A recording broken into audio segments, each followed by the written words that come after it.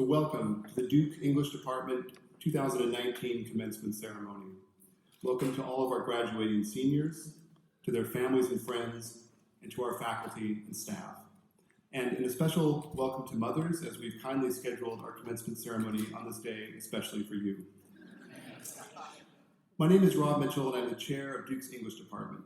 This is my first year as chair, and I've discovered, as I suspect all chairs have discovered before me, that there are a few, or maybe even many, aspects of this job that one wishes were, well, not part of the job. But this ceremony is in a quite different camp. And it's in fact this part of the job that makes the rest of it feel worth it. I'm very excited to be here with you and to be part of the celebration of these tremendous, tremendous graduating seniors. These students, soon to be alumni, are a huge part of why I'm happy and proud to be part of the Duke English Department. So this ceremony is for you, the students, and it's for us, the faculty and staff, and it's for you, the family and friends of these students. And while the point of this ceremony is for all of us to celebrate together the accomplishments of our graduating seniors, I nevertheless first want to direct a few comments a bit more toward the families of the students, and then make a few comments that are more directed towards our graduating seniors themselves. So first, some comments for friends and family, and perhaps especially for the parents of our students. If you are here at this ceremony, then that means that you have already embraced, or at least accepted, that your child is an English major. But despite having accepted that, it's possible that every once in a while, you find yourself wondering nervously, but what kind of job is my child going to get with an English degree? Now, there are quite a few studies that show that people with English degrees indeed end up with personally fulfilling and financially remunerative jobs. But rather than cite dry statistics to you, I would instead encourage you, if you ever find yourself assailed by these kinds of worries, to take a look at the alumni section of our departmental website, which has job profiles of literally hundreds of our alumni. As you will see there, English majors not only find jobs, but they find exciting jobs and leadership positions in multiple fields, from law to business to academia to medicine to publishing and writing, to name just a few of the careers exemplified there. Having now, I hope, provided some reassurance about the job prospects of English majors, I'd like to direct the remainder of my comments more towards our soon-to-be graduates and explain what I think makes an English major distinctive in our contemporary world and moment. Each of the undergraduates to my left has taken his or her own path through our major, with some focusing more on writing poetry or writing fiction, others focusing more on, say, the study of medieval literature, and others focusing more on contemporary American literature and film, to name just a few of the areas in which students can specialize in our department. But what ties together all of these different individual paths through our major is a love for language, and more specifically, a love for how people can be moved by means of carefully crafted sentences, paragraphs, dialogue, images, and narratives. We are all, in other words, the kind of people, or all of us on the stage, the kind of people who were constantly on the lookout for incredible, mesmerizing sentences. Sentences that make us say either, I want to be able to write a sentence like that, or I want to understand how that sentence works to create such a dense and complex sense of meaning, and I want to show other people how and why it works in that way. For all of our majors, this love for carefully constructed, meaningful, and often beautiful sentences requires a study of past authors, whether these earlier authors are medieval poets, early modern playwrights, 18th century essayists, 20th century screenwriters, or 21st century flash fiction authors. We study these earlier writers because their works collectively constitute a tradition, or to put it another way, a huge repository of carefully, lovingly constructed series of words that have moved people and have left them filled with meaning. But for all of our majors, this long, complex history of the use of the English language to construct beauty and meaning also needs to be applied to the present. In other words, we study past literature so that we can bring those resources to bear on our own moment. My sense is that we're now living in a time when the study of the beauty and meaning of English sentences is more important than it's ever been. I say that because most of us are now surrounded by, and we're often avid users of, media such as Twitter, Facebook, and email, all of which encourage approximation and utility rather than precision and beauty in language. And this approximation and utility takes the form of autocorrections, emojis, and pre-scripted responses in our cell phone texts. It's exemplified by the speed at which we both compose and consume emails, texts, Facebook posts. And it's evident in the huge quantity of news, streaming Netflix shows, and movies and novels that we consume. I think the cumulative effect of this kind of use of language is to convince us, unconsciously, that carefully chosen words and sentences don't really matter, that one can get by with a sort of good enough approach to language. And if, like me, you believe that thinking precisely depends on precise writing, then this is, well, at the very least, a challenge for all of us. Now, my point in saying this is not, of course, to encourage all of you graduating seniors to begin composing and sending only scintillating Twitter posts, emails, and texts. I think that would be a losing battle, since everything about these media discourages people from reading your prose carefully, no matter how carefully you compose it. But what I do want to say, by way of closing exhortation, is to encourage you, as you go out into your first jobs and begin to build the rest of your lives, to find ways to continue your interest in beautiful and meaningful language. And perhaps even more important, to invent new ways of bringing that love of language to others. Some of you may be able to do this as the main focus of your jobs. For example, those of you who work as writers or in the publishing industry or media jobs or law. But even if your job doesn't focus on the study or composition of beautiful, meaningful language, find a way and invent some new ways to keep this interest alive and to communicate it to others. Okay, those are my welcoming comments, and I'll now turn over the floor to our student speaker, Glenn Huang, who will provide the senior student speech. Thank you.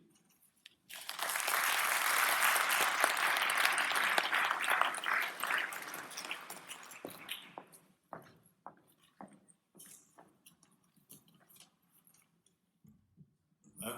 Can you hear me? Okay, so I'm sure you're all familiar with the standard reaction when we tell people that we're English majors. It goes a little something like this. Oh, that's really cool. So what do you plan on doing with that? More like, what don't we plan on doing with that? Make your way into any English classroom at Duke, and you'll find future doctors, lawyers, consultants, engineers, politicians. At least that's what I would always tell my parents every time they'd ask if I was sure majoring in English was the right choice. So that may not have been entirely true at the time, but it's definitely true now. We are going to be all of those things, and more. Yet still, the skepticism persists. What kind of job can you get with an English major? Are you going to be a teacher? Hey, can you proofread my essay and make sure I don't have any spelling or grammar mistakes?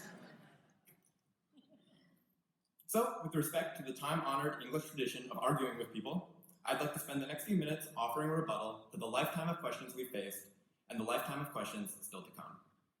In the style of Raymond Carver and Haruki Murakami, this is what I talk about when I talk about English.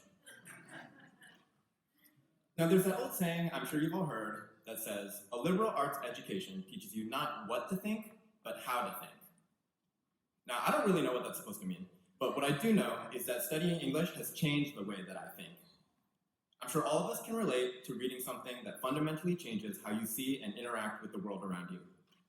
From Carson McCullers and The Heart is a Lonely Hunter, who taught me to see people more complexly and to understand how people see each other, to Mohsin Hamid and the reluctant fundamentalist, who showed me the incessant power of nostalgia and the tendency for global conflicts to mirror personal ones, to Steve Erickson and Zeroville, who...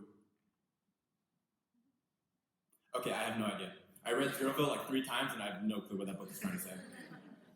So maybe you didn't read Carson or Mohsin or Steve, note the use of first names, but you read somebody, many somebodies, hopefully, on your way to this moment, and I would be truly surprised if you didn't learn at least one thing that really connected with you. Now, I refer to the authors by their first names, not because I actually know them, but because on some level, I do kind of feel like I know them. They bare their hearts to all of us in their stories, and by reading them, and analyzing them, and writing about them, we can understand them. Not in the way that, like, your mother understands you, but there's a part of them in those stories, and because of that, there's a part of them that is a part of each of us too. Studying English changes the way we think because it makes us more human. Every time we read a story and think about it and write about it, the perspectives and thoughts and feelings that the authors bled into those pages become parts of our perspectives, our thoughts, our feelings. It doesn't matter that the stories aren't real because the feelings are. I'm not an elderly deaf man, but when I read The Heart of the Lonely Hunter, I understood the treachery of imagining someone to be more than a person. I'm not an immigrant living in post-9/11 New York, but when I read The Reluctant Fundamentalist, I felt the cold of being on the outside and how impossible it is to find a place in a nostalgia you don't share. Those authors and their books, and all the other ones we've read, give us the words to solidify our shared feelings, and that vocabulary becomes our vehicle for understanding the world, and more importantly, understanding each other. When we read, we expand that vocabulary, and when that happens, we become more complete people, and we're able to relate more completely. What I talk about when I talk about English is empathy. And not everyone will get it, but anyone like us, anyone who has ever picked up a book and read it and thought about it and loved it will. So yes, in our time in the English department, we've learned how to be better writers and more insightful readers and problem solvers and team players and all that stuff that gets inanely copied and pasted into every job description for every job known to man. What we really learned, the thing that will stick with us long after we've left this place and forgotten everything we read here, is how to be a better and more empathetic person. And I hope you'll join me in thanking the English department for doing that for us.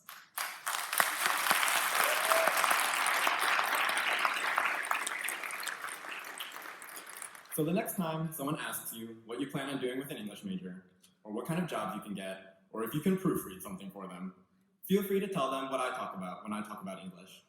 Or better yet, tell them what you talk about when you talk about English. Either way, I promise, it will probably really confuse them. Thank you all very much.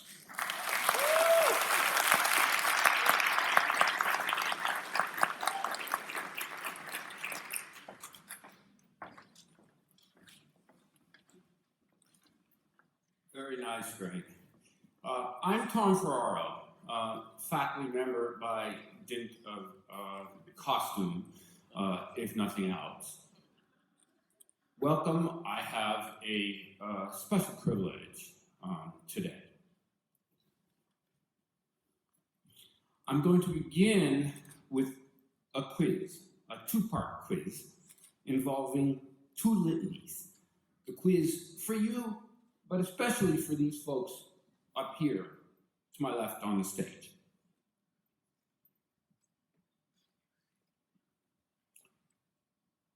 Quiz number 1 is based on a simple litany of names, and the names are all of transnational American writers of one sort or another. Here's the list. John Dos Passos, Juna Barnes, Henry Miller, Claude McKay, Willa Cather, and Nathaniel West. How many of these 6 have you even heard of? How many of their writings do you actually know? All 6 wrote wonderfully, powerfully, extravagantly, and difficultly in the 1920s and 30s at the height of US modernism, but never, we assure you, have they been considered together. Who are they? Labels for fun. A journalist maxi novelist, a lesbian transgressive Fantasist. A once titanic, now ostracized narrative onanist. A provocative Jamaican emigre primitivist. A Midwestern nostalgic pastoralist. And a dark Judeo-comic surrealist. So the question is, what in blazes might they have in common? Got your attention. If you have guessed, they all make central sustained appearances in Jack Bradford's senior thesis, you're right. I am, after all, supposed to be commenting on the thesis. Now I could reel off, in passing, more writers: Virginia Woolf, James Joyce, Langston Hughes, Henry James, T.S. Eliot, even Cormac McCarthy, that Jack treats, in passing, as. But that only raises another question. How could all of these writers coexist in a focused essay that, well, has a thesis? Here is a second litany, this time of expressive social and cultural forms. Louis Armstrong's wantonly explosive use of the trumpet and its role in the transformation of first American and then global music. Chitterlings, those old darlings of Southern poor folk pork culture, now the focus of slow food sustainable cookery. The architecture of apartment buildings in Los Angeles that absorb its lower middle classes, strangely alimentary. The backyard animal stable as a woman's retreat from American Protestant and Spanish Catholic imperialism in the 19th century Southwest. Banjos, the slave's instrument, often disavowed as an instrument of slavery, while outfitted, of course, with gut strings. That creative writing mandate to write from the gut, that expression of mild contempt and certain dismissal, often directed at English professors like me. Man, he's got verbal diarrhea. Well, you're getting the idea, or trying not to. What do these all have in common? To find out, you're going to have to read Jack Bradford's Errand into the Water Closet, SCAT, which is short for scatology, and the making of the modern American novel. I can throw complimentary adjectives at it. The thesis is blisteringly funny, utterly artful, brilliant from start to finish, better indeed than most professional academic writing. But it is also literally indescribable, at least not in polite company, say in commencement. So let me just say that Errand into the WC takes you places that you can't avoid, but never, never imagined you wanted to read about. Until now. Jack, the most original thesis goes to you.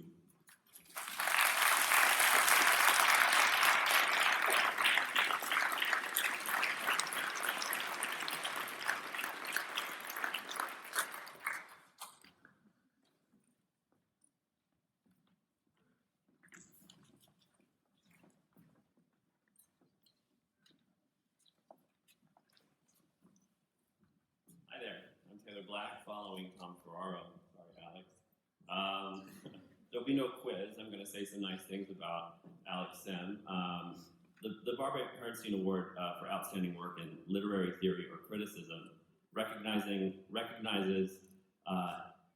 incredible, which is to say smart, intuitive, sophisticated work by an undergraduate enrolled in an English course in literary theory or criticism. It's my pleasure to present this award to a particularly outstanding young scholar, Alex Sem. His critical honors thesis, entitled Historical Visions, Reinventing Historical Narratives Through Word and Image, analyzes the dialectical relationship between word and image as it appears in Sergei Eisenstein's silent film, October, 10 Days That Shook the World, and William Blake's America, a Prophecy. To quote from Alex's preface, Both of these works feature a dynamic interplay between written and visual elements. Rather than utilizing text and picture to trace the same narrative arc, Eisenstein and Blake deliberately place this pair of components in direct conflict with one another. In doing so, each work establishes a compositional tension that gives rise to a tertiary narrative, a narrative layer that is inextricably rooted in its originating pair, yet is distinct from either element considered individually. And I think this speaks to Alex's ability to see more than one layer of meaning in whatever text you put in front of him or whatever situation you put in front of him. In my conversations with him over the past year and a half that I've known him, I've been consistently amazed at his ability to see things from more than one point of view, and also to, honestly, to teach me how to see things that I hadn't seen in text that I considered familiar. The entire thesis is, like Alex, smart, convicted, innovative, curious. While his work on this very impressive project began before my time at Duke, it is an honor to be able to recognize his commitment as a student and as an intellectual citizen. He's been taking classes with me the past 3 semesters, and I'm disappointed that I can't look forward to seeing him in the next semester course. He's someone I always look forward to seeing and honestly depend on as a kind of abiding presence in the course. He's always lifting up the level of the conversation, and sometimes I find myself following his lead, to be quite honest. As anyone who knows him, he's a joy to behold. He's as bright as any student I've ever worked with. He always stands out as someone who's self-assured, sincere, present. In spite of this, he's not.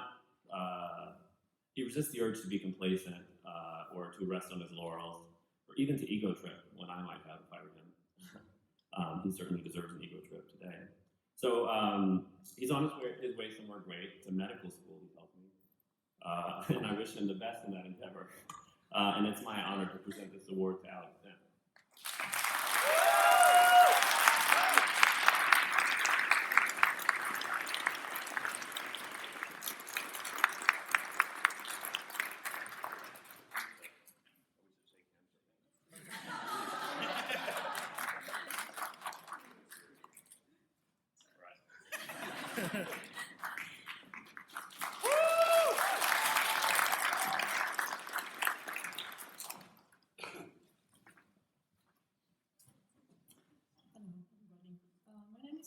And I'm a faculty member in the English department.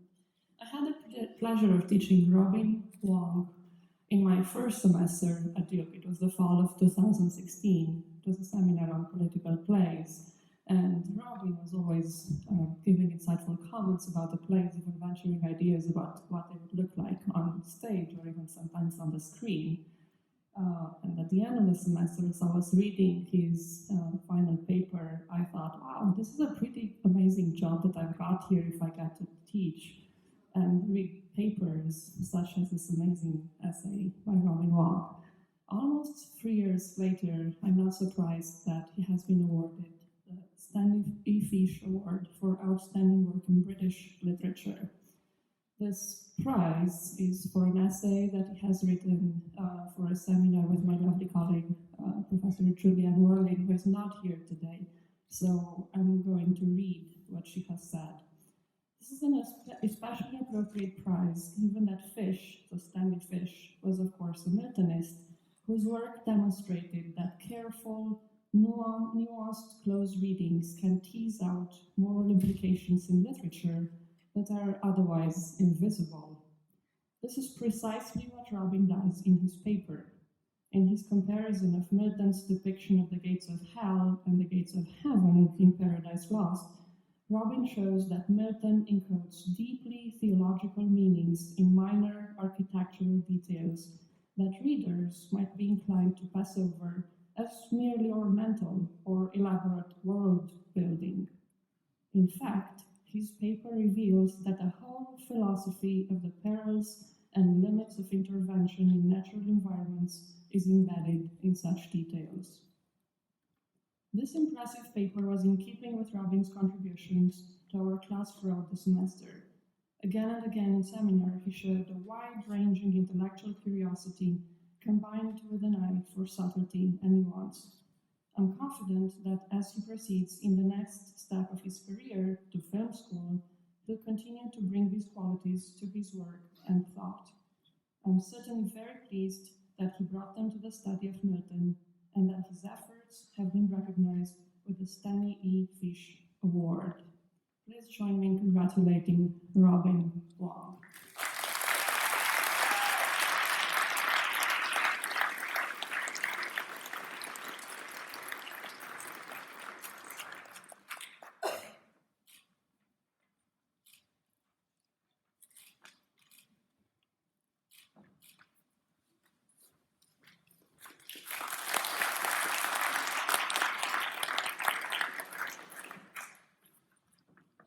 We will now move to the presentation of diplomas.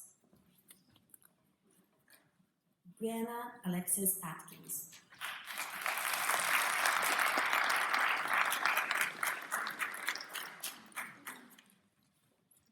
Lavanya Bakshi.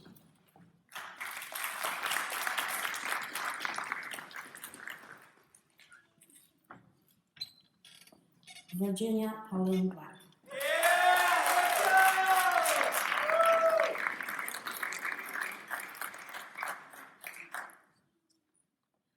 Jack Alexander Bradford.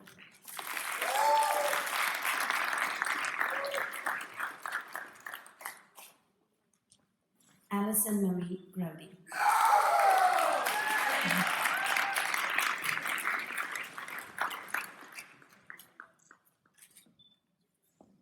Catherine Kirish Haley.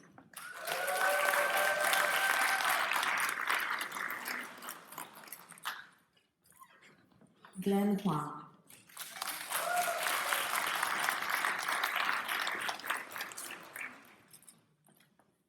Rachel Alicia Jeffries.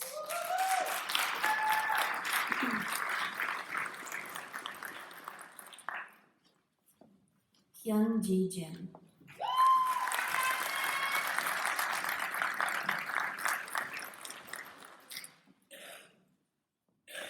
Hannah Jane Kelly.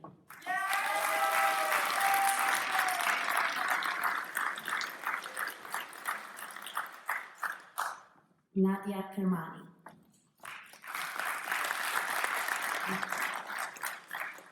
Christine Marie Kiesel.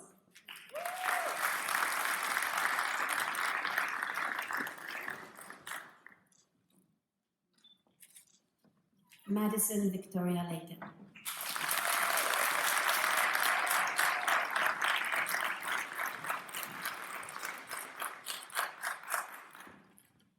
Jada Brielle Lemons.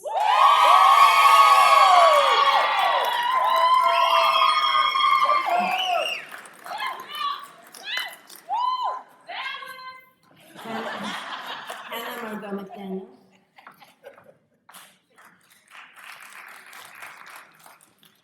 James Patrick Parker.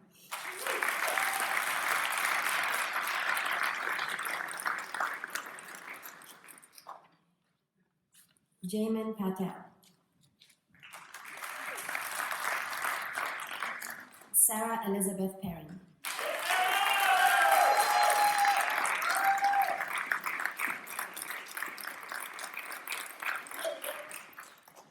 Jackson Roy Prince.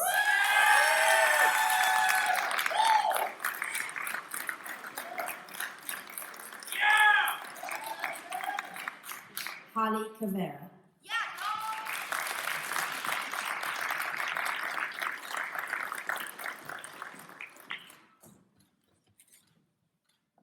Benjamin Toby Roth.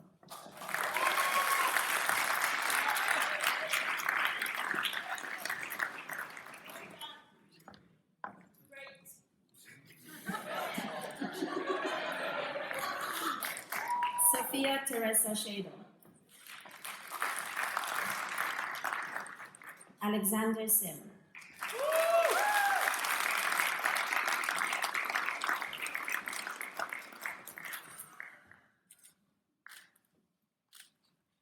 Molly Olivia Sullivan.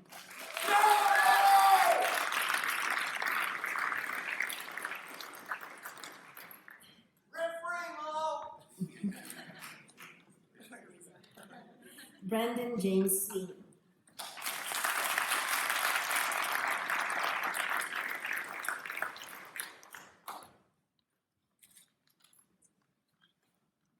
Keegan Nicole Traffitter.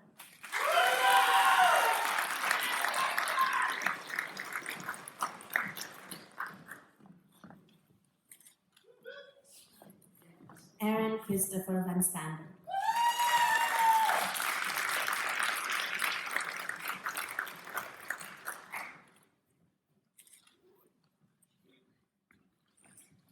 Robin Wang.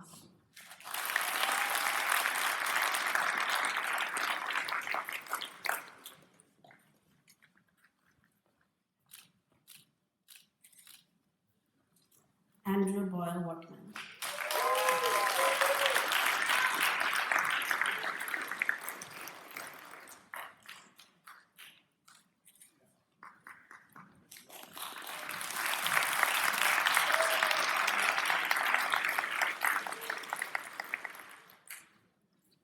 Perhaps we can give one more round of applause collectively to all of you.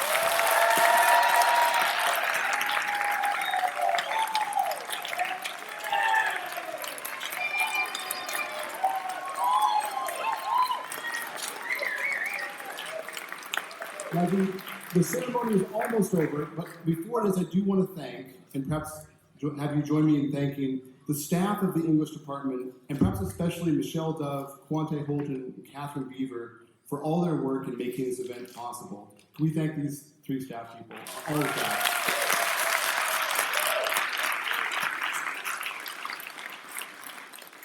I want to close this commencement ceremony by stressing to the family and friends of our graduates what a privilege it has been for us as faculty and staff to get a chance to know these students. To our graduating seniors, I want to say thank you from our faculty and staff for bringing your energy, insight, and love of literature and language to our department. And please keep in touch. So maybe we can once again thank them, and then there's food, I think, in the outside the hall. But thank you again.